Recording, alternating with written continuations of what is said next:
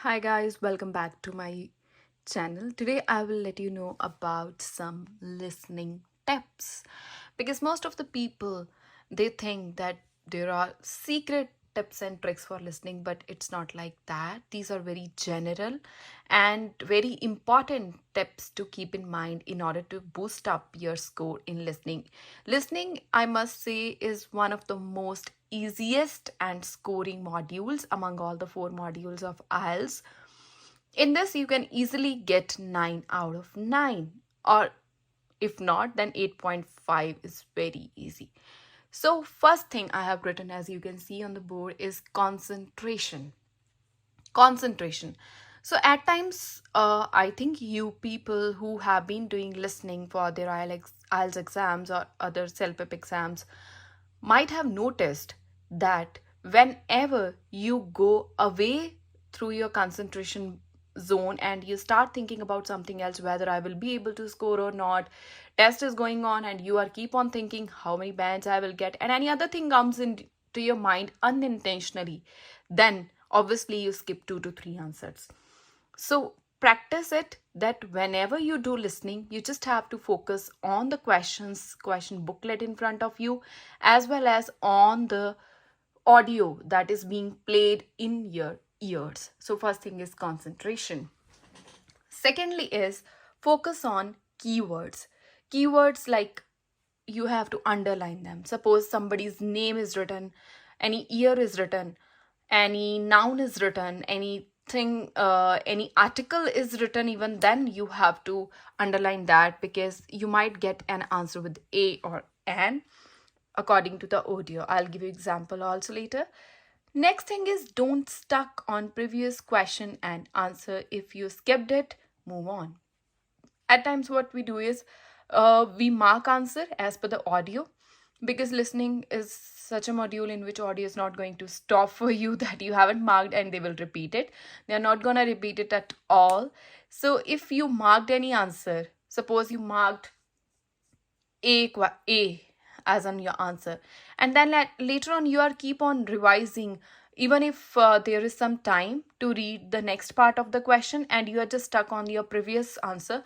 No, I think she spoke this or he spoke this in the audio, so I should change this answer. So don't do like that. If there is time for the next part, then focus on the next part questions and don't take stress if you missed even 1 or 2 questions, because if you keep on stuck on that very question, then definitely you are going to lose all the questions answer in your next part due to that very stress. All right, so don't stuck, keep on moving. Even if 1 or 2 questions get skipped, then don't worry about it. Relax yourself, because relaxation is one of the most important keys to boost up your scores in listening. So this is prerequisite relaxation. So relax yourself, take deep breath prior to listening, and just enjoy it. Listen and write. Listen and write. Focus on the questions. Okay.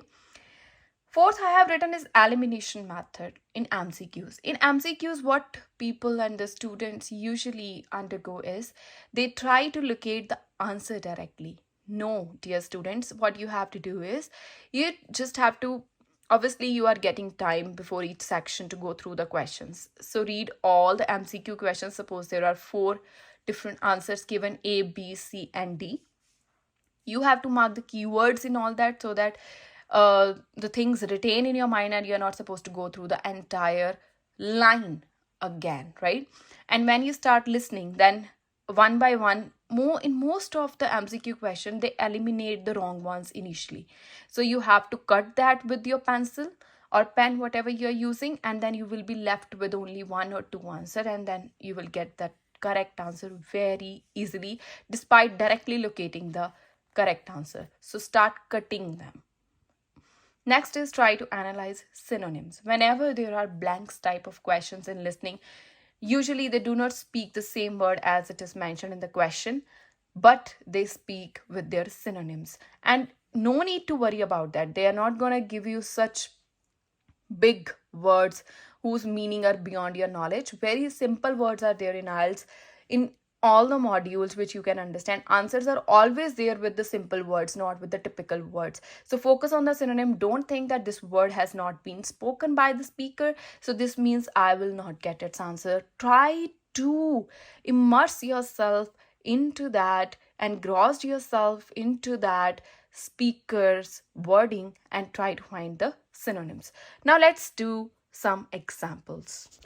So there is a question in front of you. First question, within 4 seconds it will start.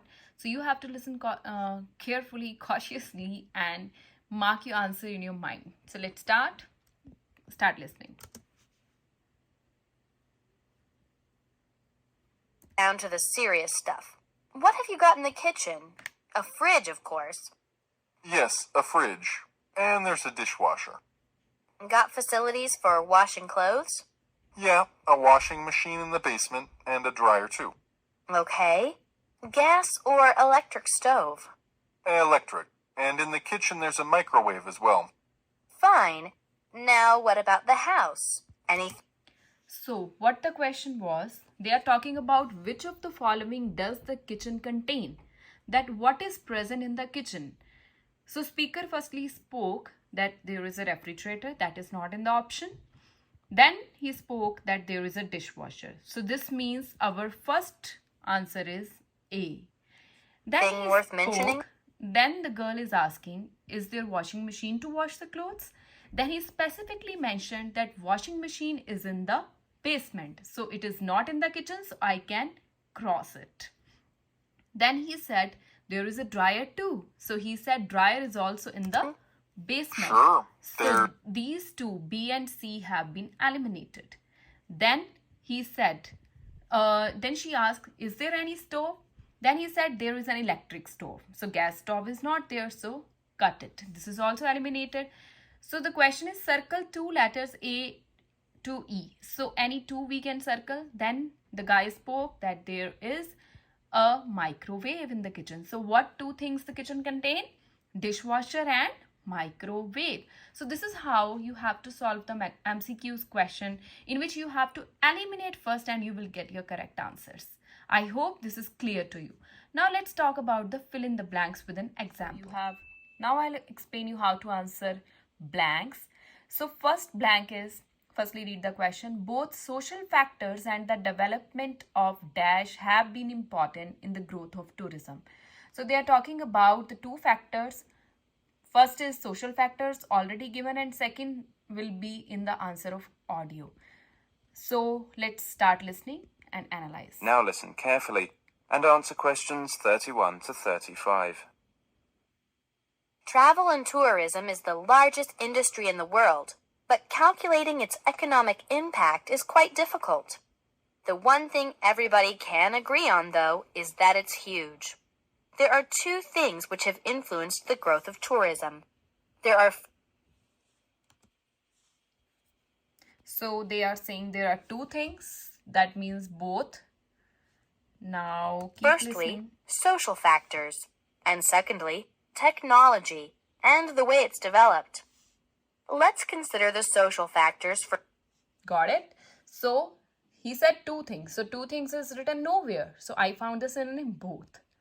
First is social factors and second is technology. Yes, this is the correct answer. I hope you like this video. Keep following. I'll post more videos to get more tips and tricks that are useful, not unnecessary tips and tricks. Keep following. Thanks for watching. Bye-bye.